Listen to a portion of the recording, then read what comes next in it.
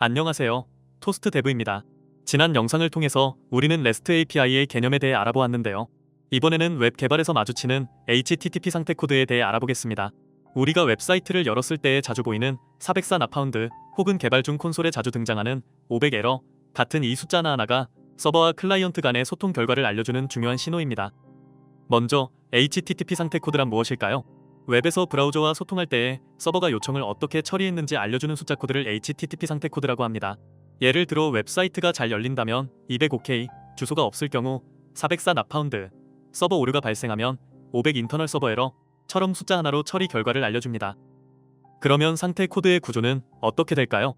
HTTP 상태 코드는 세 자리 숫자로 구성되고 첫 번째 자리 숫자에 따라 의미가 크게 달라집니다. 그 단위에 대해 자세히 알아보자면 첫 번째 단위가 1xx일 경우 정보 응답을 했다는 의미나 요청은 받았고 처리 중인 상태를 이야기합니다.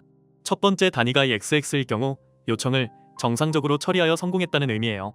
첫 번째 단위가 3xx일 경우 리다이렉션으로 다른 주소로 이동이 필요하다는 의미입니다. 첫 번째 단위가 4xx일 경우 클라이언트 오류로 요청 자체에 문제가 있을 경우를 이야기해요. 마지막으로 첫 번째 단위가 5xx일 경우 서버 오류로 서버 쪽 문제로 처리가 실패한 경우를 의미합니다. 자, 그러면 자주 사용되는 대표 상태 코드들에 대해 알아보는 것이 좋겠죠? 먼저 이 XX 상태 코드에는 205K 요청 성공으로 가장 일반적인 상태 코드입니다.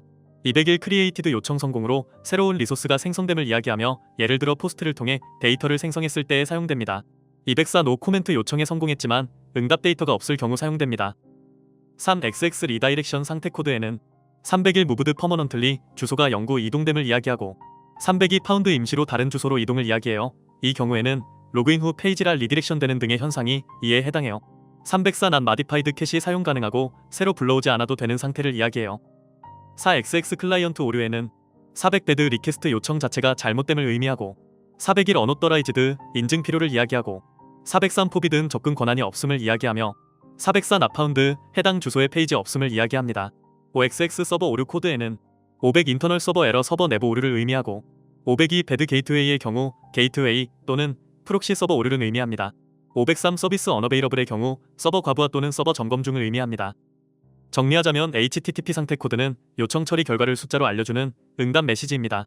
프론트엔드와 백엔드 개발 모두에서 필수적인 개념이기에 꼭 알고 넘어가시는 것이 좋아요. 또한 REST API를 사용하거나 구현할 때에 특히 많이 사용되는 개념입니다. 코딩 실무에서 디버깅이나 오류 처리 시에도 매우 유용한 상태 코드랍니다. 오늘 영상을 통해 HTTP 상태 코드에 대해 조금은 잘 이해하고 넘어가시길 바랍니다. 오늘 영상이 유익하셨다면 좋아요와 구독 부탁드립니다. 시청해주셔서 감사합니다.